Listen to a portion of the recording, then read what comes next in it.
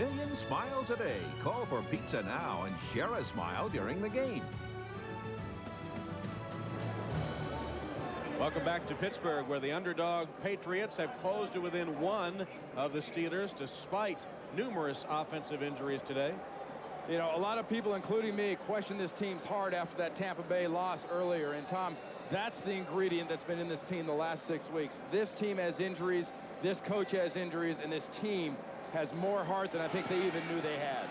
Maybe, as you said, discovered the depth of emotion in that loss to the Steelers. Here's the reverse on the kick. It's Coleman. Coleman surrounded and taken down as New England was not fooled by the reverse on the kickoff. It was a 14-yard return. Well, hope you'll join us January 18th at noon Eastern Time as the NBA returns to NBC. Larry Bird, as coach of the Pacers, makes his return to take on Rick Pitino's Boston Celtics. And in Game 2, the Houston Rockets and Charles Barkley meeting Michael Jordan and the Chicago Bulls. That's an NBA doubleheader January 18th on NBC.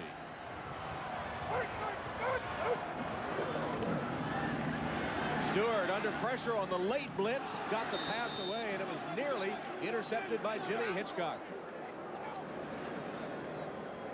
Well, it was a good execution by the Patriots defense. They blitz late onto Cordell Stewart, and they do it to his backside. Watch the blitz come in this way and the backside late. See, coming off the slot, they're bringing Law from the corner. They bring the linebacker, and Hitchcock knocks it down. See, look at Law. Lester picks him up, and then Todd Collins comes in and gets a little shot on him. But Hitchcock could have caught that ball. Instead, he knocked it down.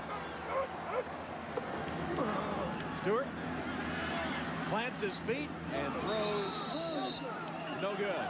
Incomplete. Intended for Charles Johnson. Again, a trapped ball defended by Ty Law. Yeah, I want to get back to that last play, Tom, only because, you know, the missing ingredient in this football game has been the Cordell Stewart critical interception, critical turnover. He did it in the first game. It resulted in 14 points for the Patriots. In this game, it has not hurt Cordell Stewart or the Pittsburgh Steelers. That last pass before the last play there where Hitchcock knocked the ball down could have been that critical turnover, but Hitchcock knocked the ball down instead of trying to catch it. But the Patriots have succeeded in taking the Steelers out of their normal game plan. That is, give the ball to Jerome Bettis. He has 52 yards rushing. Stewart hanging it down the sideline, and a flag on Ty Law defending Thigpen. Yep, Ty Law that never turns his back, never looks for the ball, and runs right into Thigpen. If he turns his head back, this is a legal play, right? I mean, the problem here, watch Law the entire way, 24. Staring at Thigpen, staring at Thigpen, pushing Thigpen. Absolutely. You cannot impede the receiver. If you're looking back and you're trying to make an effort for the ball, yes. But he's got the arm wrapped around him. He crowds the receiver. That's a great call by the officials. That's interference. 25-yard penalty, and the Steelers have it first down at the 45 of New England. Stewart pumps once. Now he's flushed from the pocket, plants his feet, and gets it to Lester. He's wrapped up after a short gain by Todd Collins. Second catch of the day for Tim Lester. But once again, let me return to the point that by taking Jerome Bettis out of the game, they have Pittsburgh passing on first down, and Bettis, who has had 10 100-yard rushing games during the regular season, held to 52 yards so far in this one. And really what made Cordell Stewart on that last drive so good was that running game of the Steelers. Exactly what you're mentioning here, Tom, but it's not too late. It's not too late not to get greedy. Be consistent. Here comes the blitz. Stewart rolling and has plenty of time. Throws back for Johnson, and he makes the catch. To the 18-yard line. Now they say no. It would have been for 24 yards. It's waved off as he was battling with Jimmy Hitchcock. Well, we've seen the blitzes on Cordell Stewart. Now, Bill Cowher and his offensive coaches are moving Cordell out of the pocket to get him a little more of a clear view. Wants to make this throwback. Was it a catch or not? Watch the ball. Johnson, I'm sorry, that was a catch. Johnson's arms are underneath that ball. He does a fabulous job of adjusting back to it and around Hitchcock. He gets the arms underneath it. I think that's a catch. And the key is the fact that instead of the hands being around the ball, look at the arms. The arm is under the ball. The arm never lets the ball get to the turf. That was a catch. And of course, it was on the big screen here. The fans react, and so does Bill Cowher. He said, "Did you see that? It was a catch."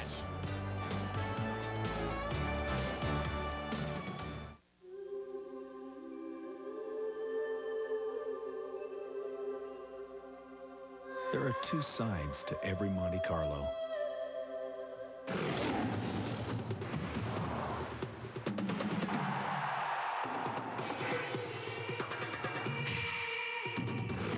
Monte Carlo. The side you show the world is up to you. Get 2.9% APR financing or up to $750 cash back on Monte Carlo during Chevy's year-end event. Once people dreamed of owning that fabulous new invention called a TV. Then they dreamed of having a set that could actually show pictures in color. Now there's a dream for today's generation. Introducing Flat TV from Philips. A 42-inch screen that's incredibly only 4 1/2 inches thick. And like the other dreams, someday it too will be in everyone's living room.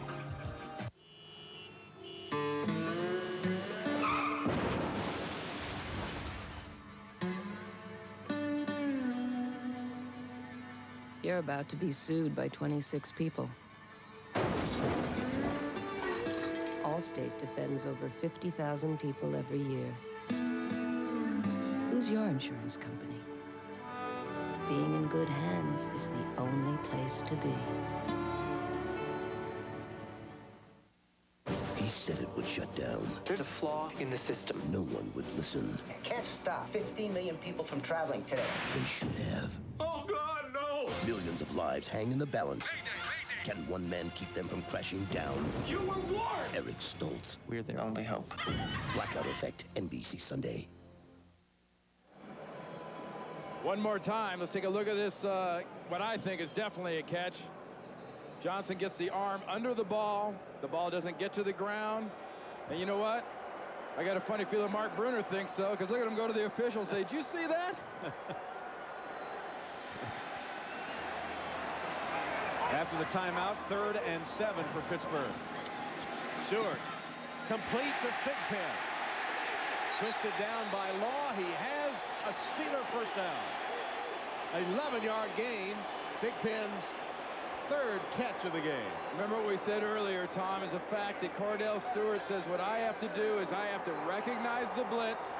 I have to see what I've got. And if it's a good pass, I've got to take a shot out there. He's getting a big blitz inside. He sees man coverage to Thigpen. Nice tackle by Law, but great execution by the Steeler quarterback.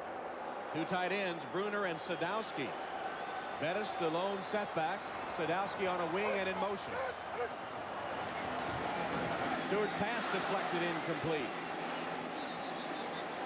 And one thing to keep in mind here, Tom, too, with just a little bit more than 10 minutes left in this football game, we keep talking about field position. Do they get points here? I don't know if they get points, but they've moved the ball down into New England territory. And on this play, Chris Slade gets the tip and knocks the ball down. But Pittsburgh now is in a position where it can be more and more conservative. Slade knows he did a good job on that play, but he also knows Pittsburgh's got another shot or two at in this possession. 2nd and 10 from the 32. Stewart with a fake.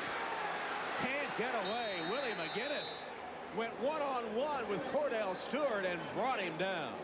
Exactly what Joe Gibbs talked about at halftime. One of his adjustments was make sure you maintain that contain.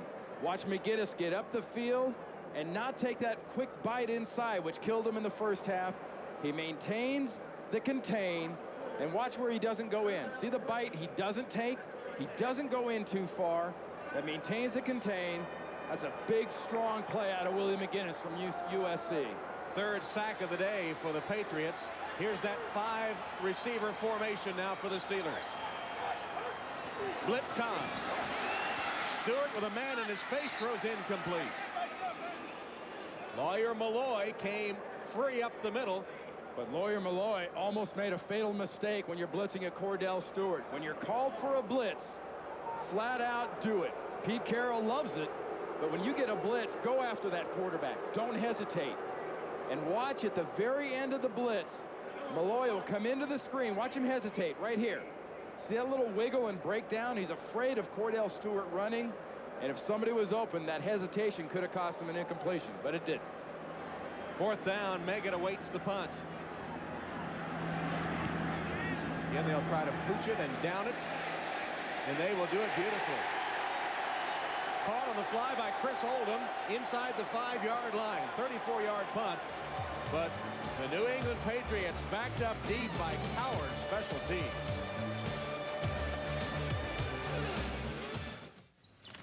I understand you got a bug problem. Daddy!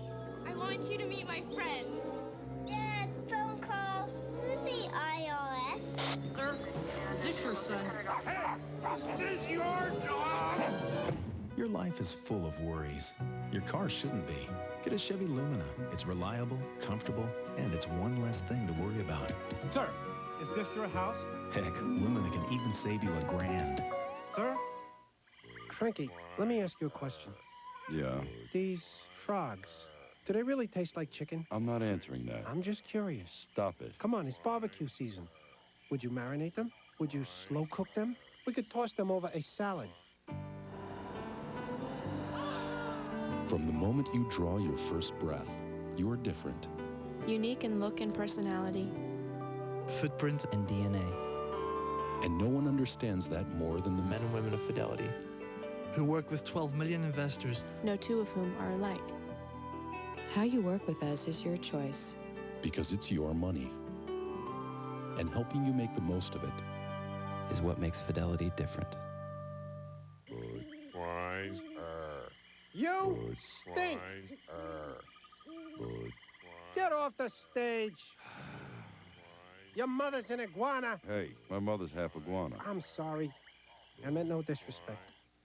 The Broncos, the Chiefs, the rematch of the game of the season. Their memorable last meeting came down to a final gun field goal. Now John Elway leads Denver against Marcus Allen and KC in a do-or-die showdown. Intense division rivals collide again. Sunday at 3:30 Eastern on NBC. And the terrible towels are out. 7-6 game, 9:23 fourth quarter. New England with the ball at their own 4-yard line.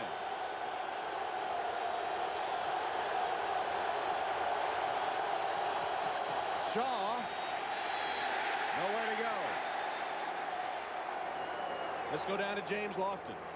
Well, Tom, before that last punt, I talked to Norm Johnson, the Steelers' place kicker, and he thought he could hit a field goal from maybe 55 yards out. But Bill Cowher and Jim Haslett probably agree with Randy Cross in that this is a game of field position. And Josh Miller pinned them inside the 5-yard line. So, Randy, maybe he should be the next head coach for an opening in the NFL. Back to you, Tom. No, I'm not letting him go. Here comes the crowd. Here comes the blitz. Bledsoe hit as he let it go to Jefferson. Flag down. Defensive holding, Tom, on Chad Scott, the rookie corner. That would be an automatic first down if indeed it is a holding violation.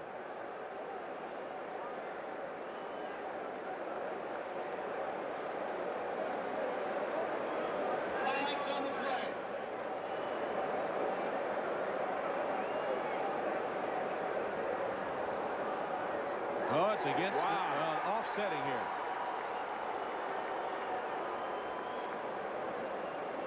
And Pete's got that wow look on his face, too.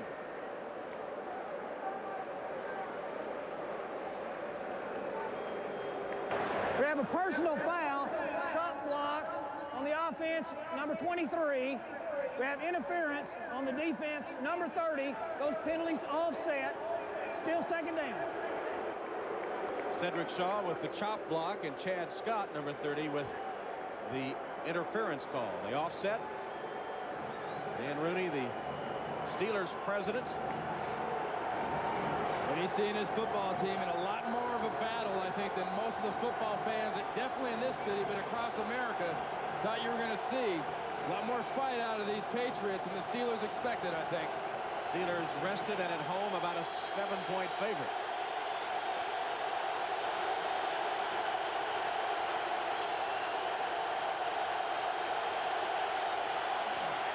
Bledsoe from his own end zone swings it to Byers. Keith Byers only to the 7-yard line. Hit by Earl Holmes. Drew Bledsoe's extremely lucky he had somewhere to go with that pass, because he had an absolute jailbreak in his mug as soon as he turned around to deliver a pass.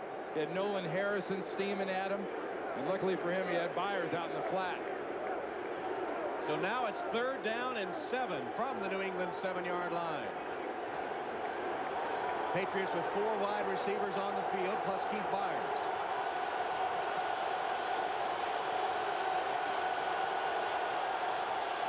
Play clock's going down pretty low. Brisby got a last word from Bledsoe, who gets the play off.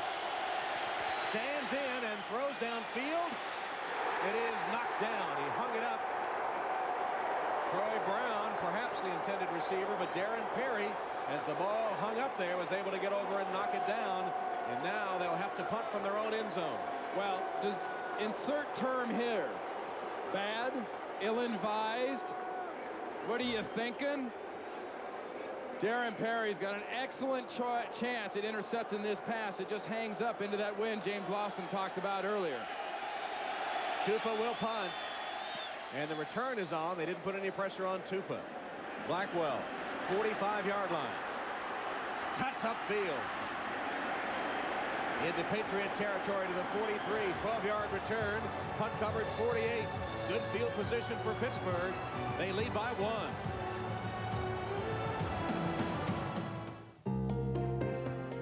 American Express Small Business Services. How can I help you? How can I help you? Right. We only work with small businesses. Why don't we start with your cash flow? And our equipment financing plan will help spread out the payments. That'll definitely give you more flexibility. How about setting up a line of credit? We can do that. Then I'll put you in touch with one of our CPAs so you can start getting ready for tax time. We can always make adjustments when your situation changes. Call 1-800-SUCCESS to find out how American Express Small Business Services can help you do more. This is the year I'm gonna get organized. This is the year I start a filing system that works. The year I hunker down, and I mean hunker. Staples has Avery products at low prices, so don't just say you're gonna get organized. Get organized. This is the year I lose the weight. Bob, we're going for pizza. Want to come? Ooh, pizza! For Avery products and over 7,000 other supplies at guaranteed low prices, it's Staples. Yeah, we've got that. They are guardian angels on wheels. Knights in shining armor who ride like the wind. And when lives are at stake, they are the cavalry that always comes through. That's why Texaco tests and retests clean System 3 gasoline under extreme emergency conditions. For all our heroes, for all of us, Texaco, a world of energy. January 18th, an NBA doubleheader. Pacers coach Larry Bird returns to Boston for the first time ever to face the team he loved, the Celtics. Then the Bulls, the Rockets, Michael Jordan, Charles Barkley. 2 of the most charismatic personalities in sports today take the floor. The NBA on NBC, January 18th. Bob Kraft has to be extremely proud of the courage shown by his team, playing without Curtis Martin, with Dave Meggett only able to return punts, with Glenn and Coates injured during the course of the game, and still trailing only by 1. And against this offense in Cordell Stewart, Pete Carroll's asking his defense, somehow, some way, one more time, give me a big play. Here's the bus. Got rid of one, and it might have been a face mask. There's the flag down. And Bettis is close to the 40-yard line. Now that is strength when you can shrug off a face mask. That is the call. The question is it a 5-yarder or is it a big one for being intentional? Personal foul, grasping the face mask on the defense, number 52. 15 yards, first down. It's the grasping. It's not the incidental grab. See, Cordell Stewart give the ball to Bettis. He can't run ugly. He's trying to be cute. I tell you what, that was not much of a face mask there. He had a lot of helmet, a lot of shoulder pad, and a lot of head, but he didn't have much face mask. I don't think it's enough to be the 15-yard call. At least, or at most, it is a 5-yard penalty. I agree. And incidental contact on it. I agree. Instead, though, it'll advance the ball all the way to the 25-yard line, or almost the 25. It's been a field position football game, and a lot of the field position has been set up by penalties and by some questionable calls.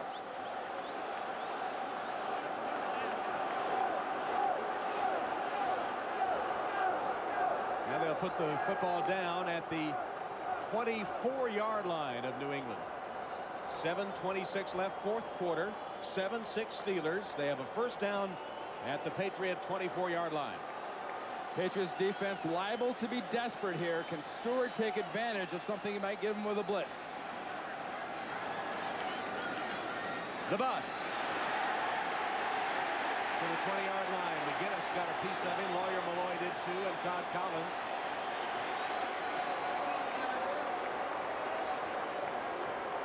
And one more time, you saw Jerome Bettis there get those good yards, but again on that face mask call, Bettis being forced outside. Now watch Ted Johnson. He's got shoulder, he's got helmet, he's got chin strap, he's got helmet, but he does not have face mask. And at worst case, it's a 5-yard. It definitely is not a 15. Phantom call, but it enables the Steelers to get into scoring territory. Bettis, nothing doing. Stopped at the line of scrimmage by Lawyer Malloy. Malloy with help from Ted Johnson. Lawyer Malloy's played a whale of a game, but you can say that about almost all of the Patriot defenders. Steeler ones too, for that matter. And with this field position now, we're working out. You know, it's Jerome Bettis now with 60 yards on 21 carries. And with this field position, you know, Pittsburgh very happy just to pound the ball in here and set themselves up, because a field goal here by Norm Johnson puts Pete Carroll's football team, especially his offensive team, in a real hole looking at this Steeler defense. No reason to take any kind of stupid chance. You want to take your shot, take it now. Here's the 5 wide receiver formation, and a timeout called by Charles Johnson, who came rushing in as the play clock ticked down to 0. So that means Pittsburgh will have only one timeout left. And of course, great football this weekend. And tomorrow the action will shift to Arrowhead Stadium. What a scene that will be. One of the great venues in all of professional sports. It'll be alive with red as the Chiefs battle their old rivals, the Denver Broncos. It all starts at 3:30 p.m. Eastern time with the NFL on NBC. And then we'll shift to Dick Enberg, Phil Simms, and Paul McGuire for the call of the game. That first one was such a great game. It's been called by many as the game of the season, at least so far. They played twice. Oh, and that opener, though, Terrell Davis did a great job against the Kansas City defense, but that's a different Kansas City defense. And in the second time, when they met, it was settled on this long Pete Stoyanovich 54-yarder into the wind, though, Tom. Totally different. We saw that defense a couple of weeks ago in San Diego. That defense can run. That's tomorrow, all starting at 3:30 p.m. Eastern with the NFL on NBC.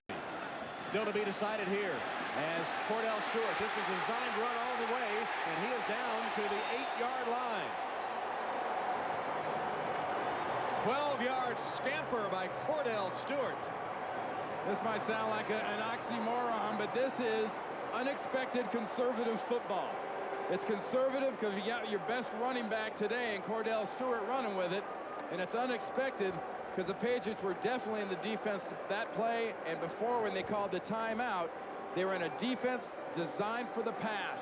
And look at Bill Cowher on the field. I mean, he is on the football field pumping up his football team. This team reflects his personality so much. Steelers now have rushed for 131 yards. Bettis collapsed.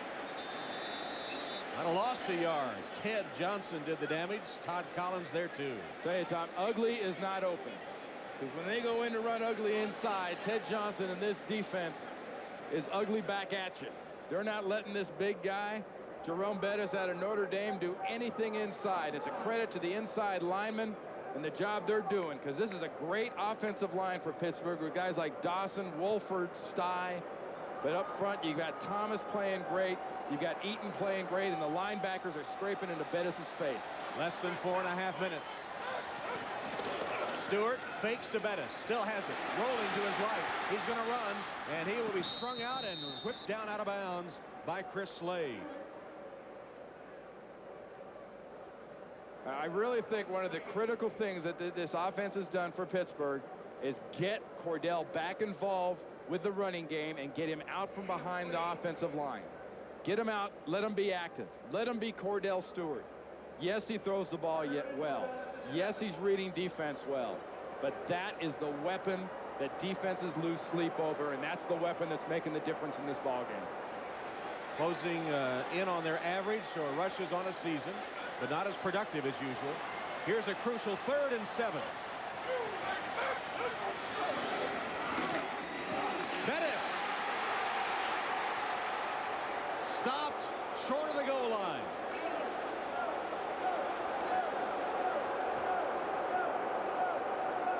Well, when the Steeler offense needed it, when Bill Cowher needed it inside, Brendan Stye, Dermontti Dawson, and Will Wolford just opened ugly. And now 4th down inside the 1. 4th and goal inside the 1. Do you kick a field goal? Do you go for it? Right here, I kick a field goal, get Norm Johnson on the field and kick it. We'll think about it. Bill Cowher calls for his final timeout.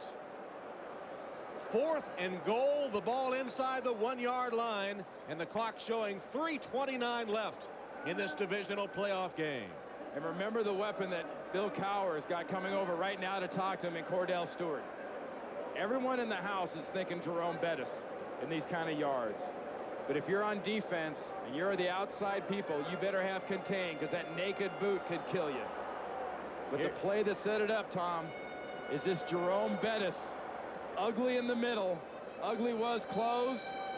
Well, on this delayed draw, Ugly was open, getting great blocks up front from Dermontti Dawson, Brendan Stye.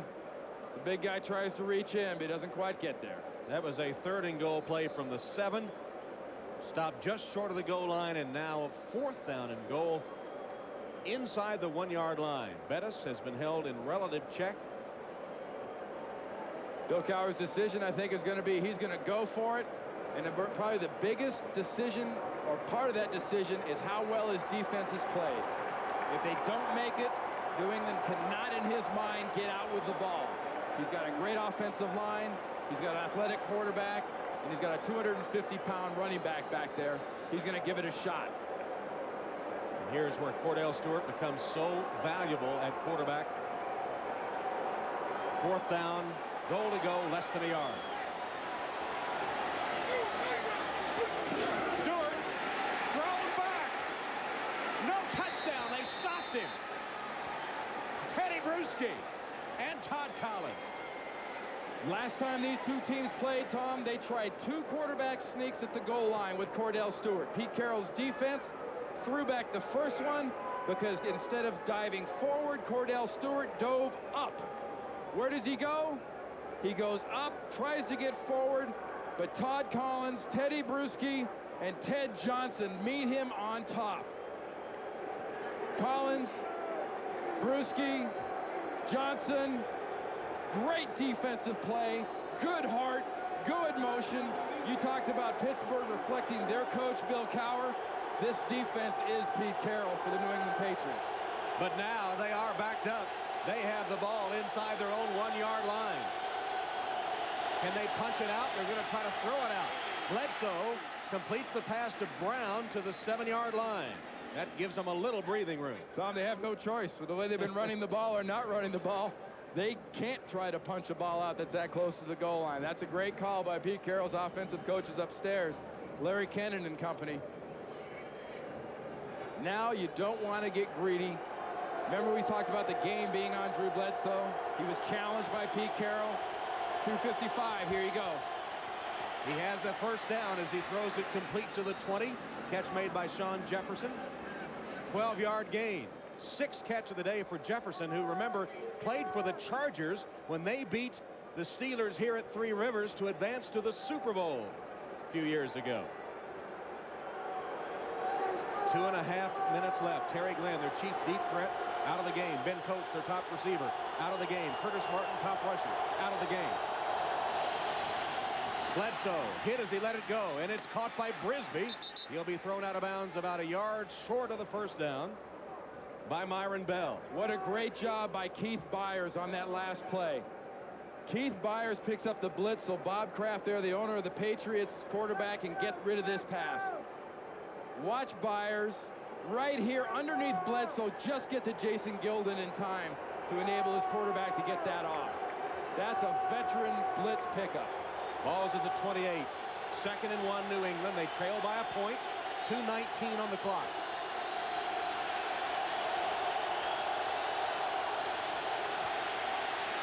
Bledsoe, plenty of time. Then it breaks down, and the ball incomplete. Off the hands of Purnell, his backup tight end.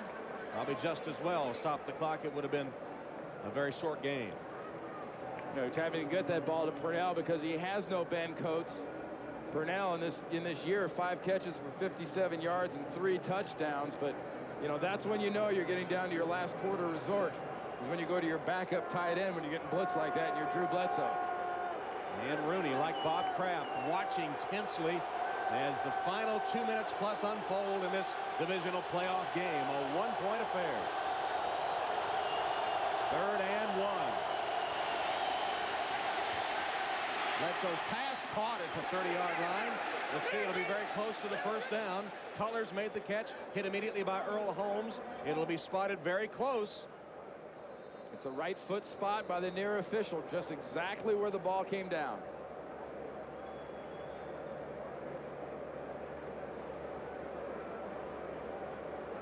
Well, this is going to be real close. I think this is going to be just a little bit short, though.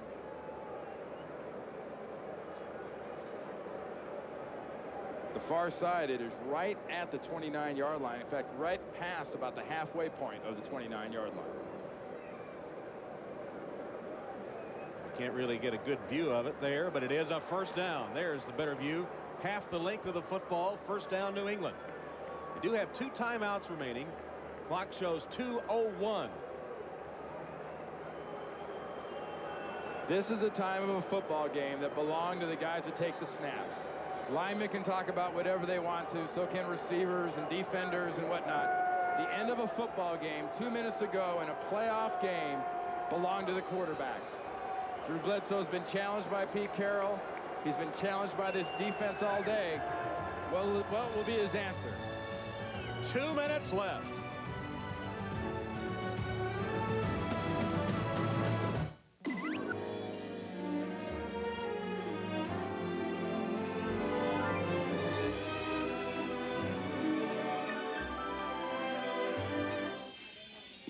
Hey, mister.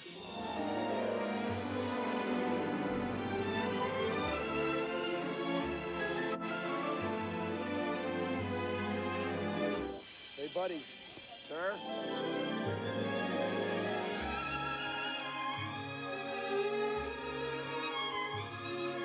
Mister, hey, buddy.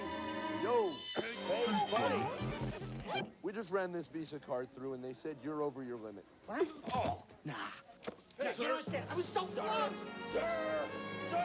I'm not gonna let go. Please! Whoa. It's my first day! Visa puts limits on its customers. It's not fair. For Pete's sake! But with American Express, you can always do more. She's not real! Tuesday, it's an all-new Frasier with a trip back to yesteryear and a young Frasier and Niles. Specifically requested my macaroni and cheese al dente. This lunch is a culinary Hindenburg. Then on Just Shoot Me, Jack teaches the art of getting the upper hand. Can you teach me more? Can you help me down? All new NBC Tuesday. This telecast is presented by the authority of the National Football League and is intended for the private use of our audience. Any rebroadcast or other use of this telecast without the express written consent of the NFL is prohibited. Here's our Miller Time game summary. Cordell Stewart to almost equal numbers first and second half. Bledsoe 215 yards through the air. And the unexpected, only 1 TD and 15 punts combined in this game. In fact, in the first playoff game ever held at Three Rivers Stadium, December 23rd, 1972, the Raiders led the Steelers 7-6 in the final minute when Terry Bradshaw completed the immaculate reception to Franco Harris. 7-6 Steelers leading Drew Bledsoe and the Patriots. First down at the New England 29-yard line. Bledsoe to Jefferson. Edges out of bounds after an 8-yard gain. Carnell Lake was defending on the play.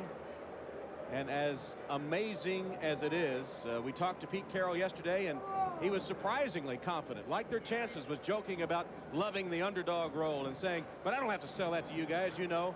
And he's playing without Curtis Martin. He's playing with Dave Meggett, only able to return punts.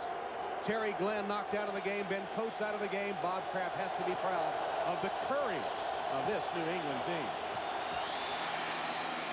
Jefferson with another catch. He has a first down. Working the sideline, out of bounds at the 42. Sean Jefferson has a big game today.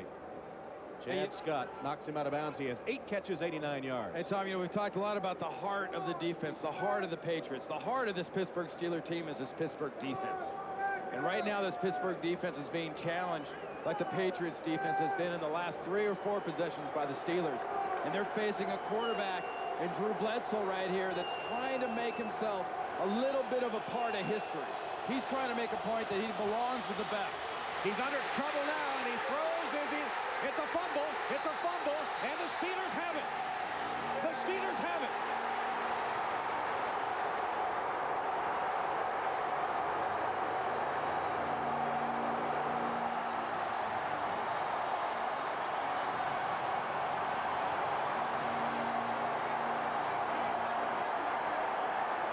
And the heart and soul of the Pittsburgh Steelers team, the defense, comes up when they need him.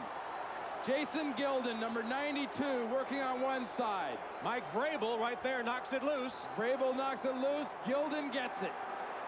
Persistence, penetration. Definitely the arm was not going forward. Definitely a fumble. And absolutely a pressure. Great play and an answer from this Pittsburgh defense. The Steelers rising to the occasion with their defense. And the clock down to 1:44. New England has 2 timeouts left. And right here, you're going to get plenty o' bus.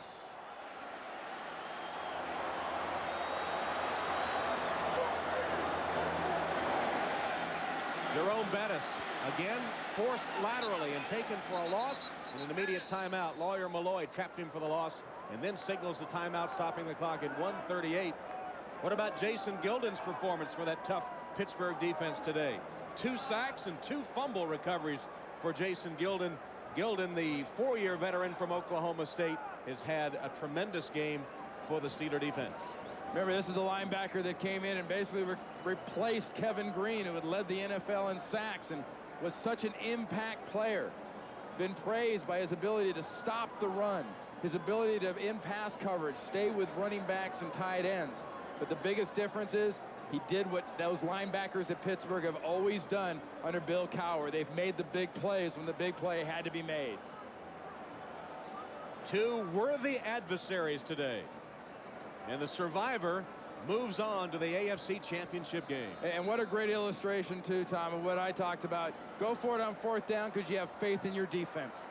And why does he have faith? Because he knows somewhere in the defensive plan there's the ability to make those kind of plays.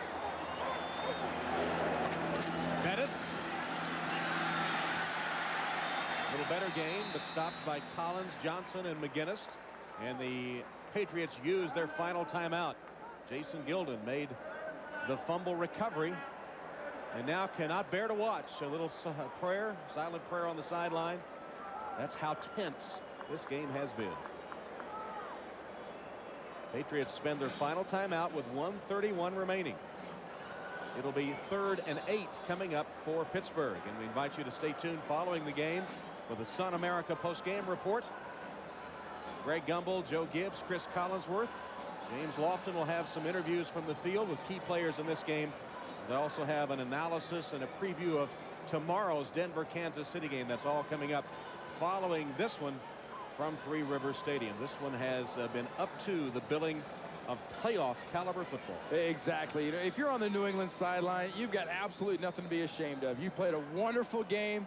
You fought a very heavily favored football team tooth and nail and just smacked them for every smack they've given you. Now they face a stop here, much needed, no timeouts. It's 3rd and 8, and Stewart has it on the bootleg. Cordell Stewart dancing around, taken to the turf at the 30-yard line. Todd Collins played him well. Boy, those linebackers, Collins, Johnson, and Slade, Willie McGinnis, Lawyer Malloy, what games they have put up here. And also, if you're Bill Cowher's Pittsburgh Steelers after this game, you want an opportunity to fire test your football team in 1997 season, here in 1998 in the playoffs. Bill Cowher's team, after a game like this with last year's AFC champions, I think you can call them right now officially fire tested. And if they hold on to win, do you think they'll be introducing the defense next week? And if they did, the way this defense played, they'll introduce them next week. They introduced them this week. If this defense keeps playing this good, they can introduce them in 3 weeks. They introduced them to start this game, and it was a fortuitous decision. The kind of defense we've seen out of both of these teams here today in this AFC divisional playoff game, both from Bill Cowher's defense and from Pete Carroll's defense, is the style of defense the AFC needs in a Super Bowl. These kind of defensive efforts is what make differences in that kind of a game. It's made the difference in this one, and against a quality NFC team, a Pittsburgh defense playing like this, whether it's Pittsburgh or Kansas City or whoever, has got a great shot at the NFC team with this kind of defense. Looks like New England will get one final shot, though. The Steelers take a delay of game penalty to give Josh Miller a little more time to operate, a little more room to operate, and try to down it deep. He's done a great job so far of pooching this thing down inside. Remember, Oldham caught the last one on the fly.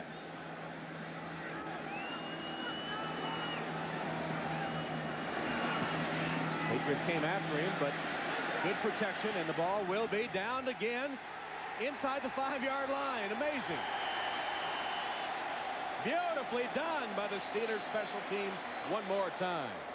Anytime you're involved in a field position football game, one way or the other, your special teams are either going to kill you or they're going to set you up. And late in this game, when they needed it, the difference has been the punching and the pooching of Miller and the coverage of his punt team. And Randy Fuller, who suffered a concussion earlier in the game, we were told, is the man that batted that one back and prevented the touchback. And what a nice job. You know, these are things you work on in training camp. You don't work on these every day.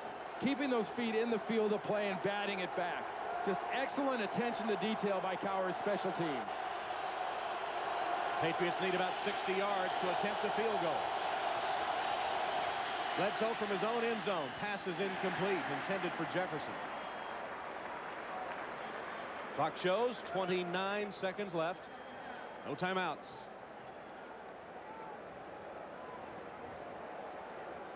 At this point, you've got to think the Steelers just look at this as an ultimate prevent type situation. Right. Just do not let anybody get back behind you. You've had a great job today done by Carnell Lake and these defensive backs. And, you know, we talked about Lake being such a factor. Leads the team in blitzes. Not once was he blitzed from the outside. All coverage. Great strategy by the Pittsburgh defensive coaches. Two safeties about 20 yards deep. Bledsoe turns down the sideline for Jefferson. Racing under it and incomplete. I thought the official on the sideline started to reach for his penalty flag. There was contact at the very end of this football play. You see Wolford working against Jefferson as he heads down the field. Look at Bell, 40, looking back, trying to catch the ball. And the key term being looking back, trying to get the ball as he saw the official go into that belt, go into that flag. But no call, and it's now 3rd down. 22 seconds.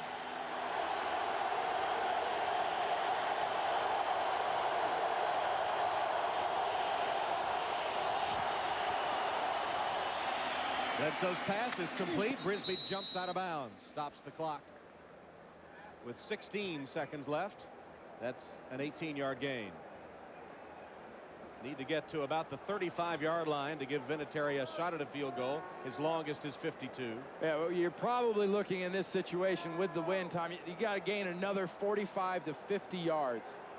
Remember, we showed that Stojanovic hitting a 54-yarder into the wind for Kansas City against Denver, and what you described as the game of the year. That means 35 yards needed to gain.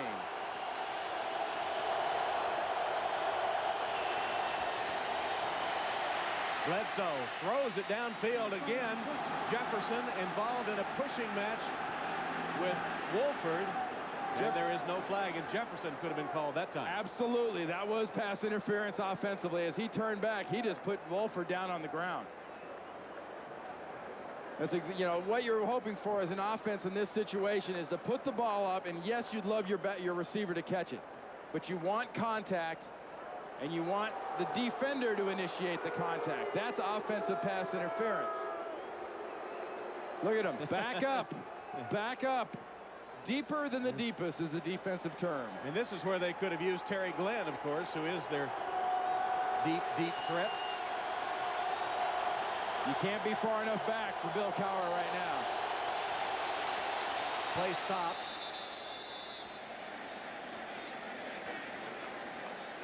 Delay on the offense. 5 yards. Still second down. Remember, 8 seconds left in this football game, Tom. I mean, as improbable as it sounds, one long play, one long pass and out of bounds. What do we say? One long pass interference. Remember the first playoff game ever at Three Rivers? 7-6, the Raiders on top of the Steelers when Bradshaw and Franco Harris hook up in the immaculate reception. Well, if you had something that miraculous here, I'm sure it would not be remembered quite as warmly by the Steeler fans. I don't think so.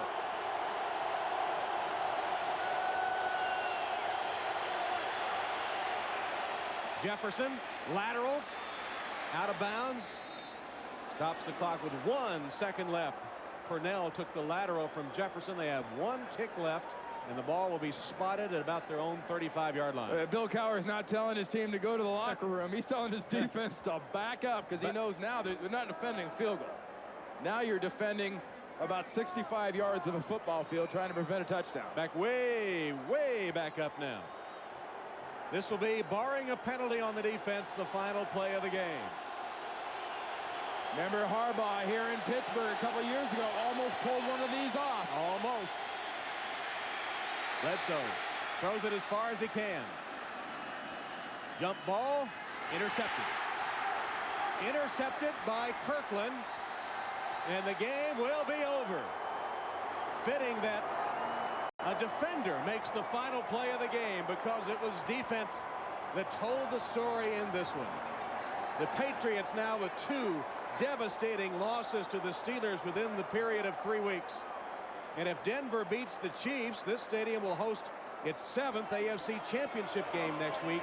Either way, the Pittsburgh Steelers will be there. That last loss to Pittsburgh, the Patriots legitimately blew that game with a lead, 8-point lead. This game, the Steelers were just the last team standing.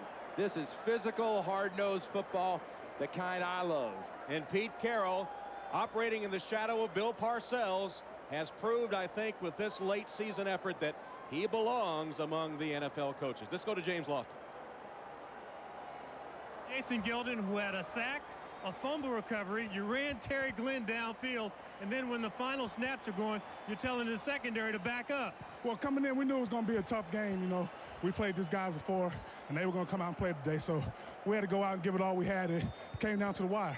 How nervous were you when you saw there was only 7-6 at the end of the ball game? It was pretty nervous. It kind of brought back the Indianapolis game we had here one year where they threw the Hail Mary down there. We came up with a big play. But, you know, it was a good game, and I think both sides played real well. Did you think at any time that they might rule that Bledsoe had tried to throw the ball and that it wasn't a fumble? Well, coming around, I kind of saw him coming around, and Mike made a good play on the ball, and I was just there to fall on it. And I looked up, and the ref said it was clean, so I was happy with that. Now, you'll go home, you'll rest up tonight, and you'll watch Kansas City and Denver. I know you won't be rooting for either team. Kansas City beat you earlier. You guys beat Denver. Any choice of who you'd like to play? Not really, because, you know, this is playoffs. Anything can happen. You know, both those teams are real good, so we're just going to have to go back and wait and see what happens. Well, thanks a lot, Jason. Let's roll the bus in here right now. Jerome Bettis, nice ball game. They didn't really let you get on track totally, though, did they? No, they really didn't. And they kept those linebackers up at the line of scrimmage and the safety at the line of scrimmage. We knew they were going to do that. We knew it was going to be a rough time to run the football. Are you disappointed in your numbers, or is it just good to get the win. It's great to get the win. The numbers doesn't mean anything. This is postseason, and as long as we can advance, that's what counts. Thanks. Back up to you guys. All right, James, thank you very much.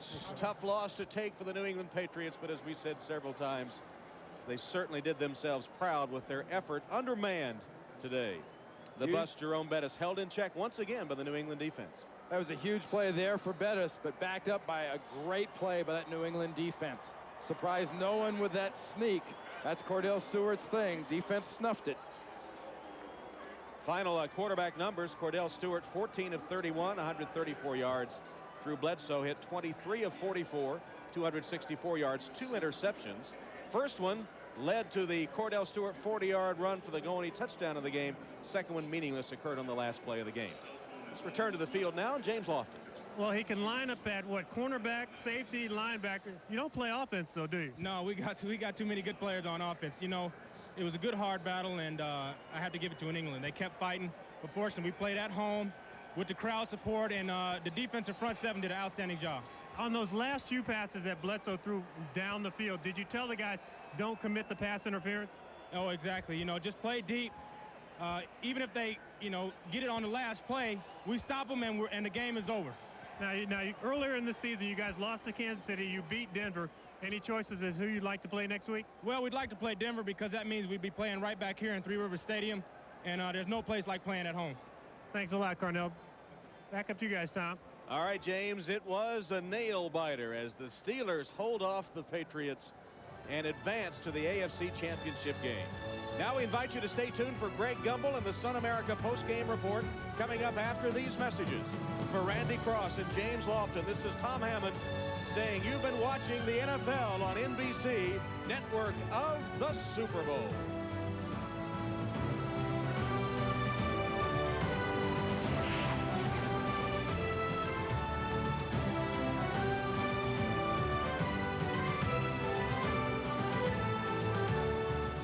Waterburn, Australia, a true story. A man was prospecting behind his trailer home when he discovered a 61-pound nugget of solid gold worth $1 million. When it comes to retirement, you can depend on luck, or you can depend on us, Sun America. We specialize in retirement investments.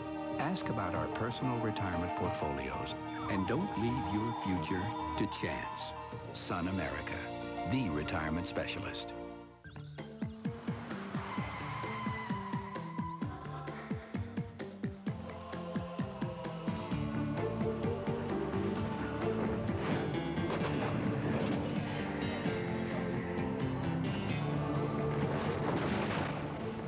Chevy Blazer with the driver control system. A little security in an insecure world.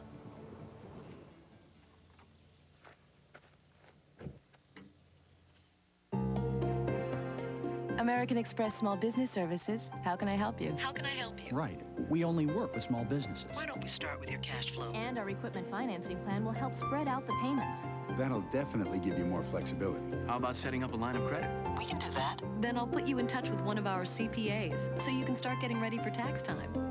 We can always make adjustments when your situation changes. Call 1-800-SUCCESS to find out how American Express Small Business Services can help you do more. This is the Sun America post-game report. Here's your host, Greg Gumbel. Hi, everyone. I am the aforementioned Greg Gumbel, along with Chris Collinsworth, Sam Weish, and Joe Gibbs. The Steelers defeating the New England Patriots today by a 7-6 score. Pittsburgh now advances to the AFC Championship game for the third time in 4 years. Now, if the Broncos beat the Chiefs tomorrow, Pittsburgh will host Denver next Sunday. If the Chiefs win tomorrow, Pittsburgh will travel to Kansas City for the championship game. Back to this game that just took place at Three Rivers Stadium, a 7-6 victory by the Pittsburgh Steelers over New England. First thing you have to do is stand up and applaud the New England Patriots. Injuries to Ben Coates, injuries to Terry Glenn, injuries to Curtis Martin, and through all of that, as I mentioned to you, you hold the Pittsburgh Steelers to 7 points on their home field in the postseason. You've done your job. After a week off, I just thought that was a fist fight. I really enjoyed watching that football game, and you just have to wonder now if, in fact, that Drew Bledsoe had not thrown that interception, and you take it back this game to New England, which is where it would have been had the Patriots won that game before. what sort of an outcome, because, I mean, they were all over this Steelers offense from the very beginning. Absolutely no fluke the way they stopped Jerome Bettis the first time around, because, boy, they sure did it again today. Sam, what do you think? Well, you saw two aggressively played sides of the ball right here. A year ago in New England, Pittsburgh was a tired football team, didn't play as aggressively as this year. Another little side note here, you remember how they booed Josh Miller during the course of the ball game? And then in the fourth quarter, he pooches the ball down inside the 5 twice. Big factor in the ball game. I would have gone for it on 4th down just as Bill Cowher did. I wouldn't run that play, though. I'd run one that scored. Okay. But I'd have gone for it. Sam and I were second-guessing our socks off on that thing. We're sitting right here where it's comfortable. I will say this. If we could stage another game between these two guys, they're going to get my money. I'll tell you, maybe the bye week we could throw them in there again and play them again, because I tell you what, it was a great ball game the last two they played. And like I said, it was great effort on both sides. And I gotta hand it. I have been to Pittsburgh. I know how loud that place is. And to play that kind of football game there when they were really outmanned, I think, was a great job by New England. All right, Joe. Incidentally, the Minnesota Vikings and the San Francisco 49ers kick off their NFC divisional playoff game at 4:05 p.m. Eastern Time. You can see that game on Fox. Until then, we invite you to stay with us. Coming up, we'll check in with our team in Kansas City for a preview of the Chiefs and the Broncos. But first, we step aside for this.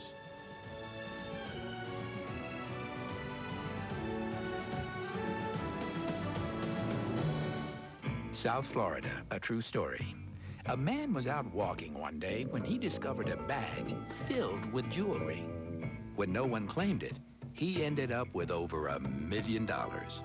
When it comes to retirement, you can depend on luck or you can depend on us, Sun America. Ask about our personal retirement portfolios and don't leave your future to chance. Sun America, the retirement specialist. I have a lot of fun playing characters that are impulsive and dramatic, because the real me is pretty basic. I'm even a little practical. Like a while back, I noticed I had some flakes. So naturally, I started using Head & Shoulders. Of course, it helps keep the flakes away. And if it leaves my hair looking like this, why mess with a good thing? Head & Shoulders changes dandruff problems Into beautiful hair.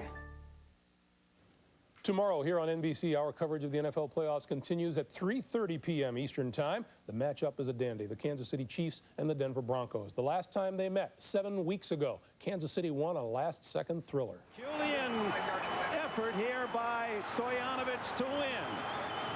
55, now they say 54 yards on the spot. It's up, it's high enough, it is good! Oh my! Kansas City wins! Not a bad football game. The very same crew of Dick Enberg, Paul McGuire, and Phil Simms will call the rematch, and they join us from Kansas City with a report. Dick. Thank you, Greg. It was one of the most memorable games I've ever had the opportunity to call. It was 11 years ago in Cleveland Stadium, and Marty Schottenheimer's Browns appeared to be on their way to the Super Bowl, but John Elway, first in '98, performed one of his many late comeback miracles.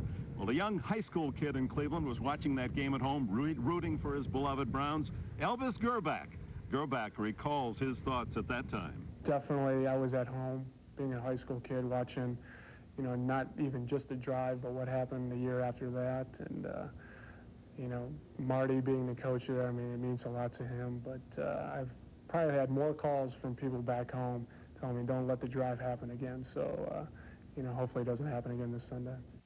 Wonderful small world football. Elvis Gerback is now the starting quarterback of the Kansas City Chiefs, and he hopes the phone calls will be positive tomorrow night, because he now has the opportunity to beat John Elway and the Denver Broncos. As you know, broke his collarbone at midseason, missed 6 games, did come back for the final game of the year. And he played against New Orleans in that final game. That was very important because he wanted to remove all doubt about his left shoulder. He took some hard hits. He reacted well to it. He told us today, I'm 100% for this game tomorrow. But a lot of people were worried about him being rusty all that time off throwing the football. The coaches told us he's been sharp all week long. Yesterday we watched him practice, only 1 incomplete pass the whole day. But what really caught my eye was the prank his teammates pulled on him after practice. They have to drive to the practice facility. He leaves his car keys there. He goes to get them. They're gone. He can't get back. And pulling that prank on him by his teammates, that tells me they like him. They're glad he's back as their quarterback. They elected him at the beginning of the year as captain of this football team. Marty Schottenheimer said, he's my quarterback. He will lead us tomorrow. So it will be Elvis Gerback tomorrow. We don't know whether Lake Dawson, the wide receiver, will start banged up in midweek during practice. That will be a game-time decision. Perhaps the biggest news of all, the weather. 2 hours ago here in Kansas City, it was calm and 63 degrees, spring-like day.